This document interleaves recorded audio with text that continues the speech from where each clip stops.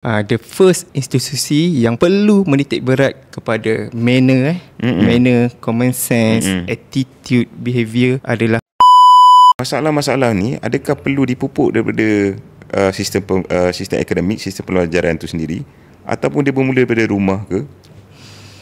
Masalah kalau masalah common sense lah. Ya, betul.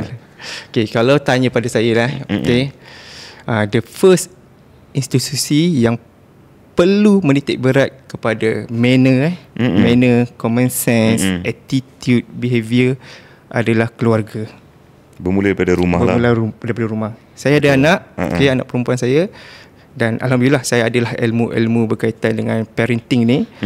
Alhamdulillah so far nak bandingkan, yalah saya nampak attitude anak saya tu walaupun nakal, biasa budak kecil nakal kan. Ya, betul.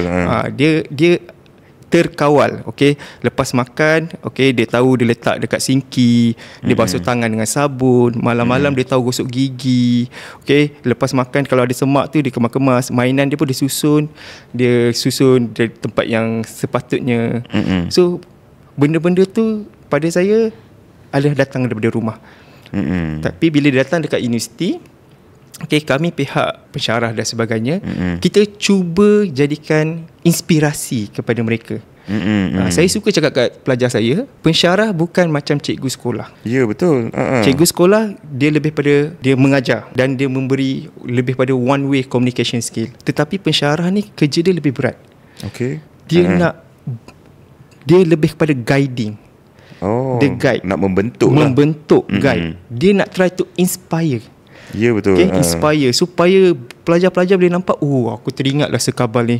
Betul lah Sekabal cakap kita boleh buat ni, kita tak boleh buat macam ni. Aku sukalah gaya Sekabal ni. Aku sukalah Sekabal ni cool lah bila menghadapi masalah ke, aku jadi macam Sekabal lah. Jadi idola lah. Itulah sebenarnya kerja pensyarah. I see. Okay, bukan pensyarah masuk mengajar saja, baca slide, cukup waktu habis. No, cannot. Alright, okay, kita kena guide. Sebab tu kalau di universiti saya ni dia ada satu sistem dipanggil sebagai mentoring. I see. Sistem mentoring yang mana pensyarah akan pegang beberapa orang pelajar, okey, dijadikan sebagai macam anak angkat kot. Okay. Dari sistem mentor-mentee tu. Sistem mentor-mentee, dan mana dia lah akan cuba guide. Okey, kalau ada masalah boleh berkongsi, okey, boleh membimbing dan sebagainya. Okey, itu pun salah satu effort daripada diri saya untuk melahirkan pelajar-pelajar yang berkualiti lah. Faham.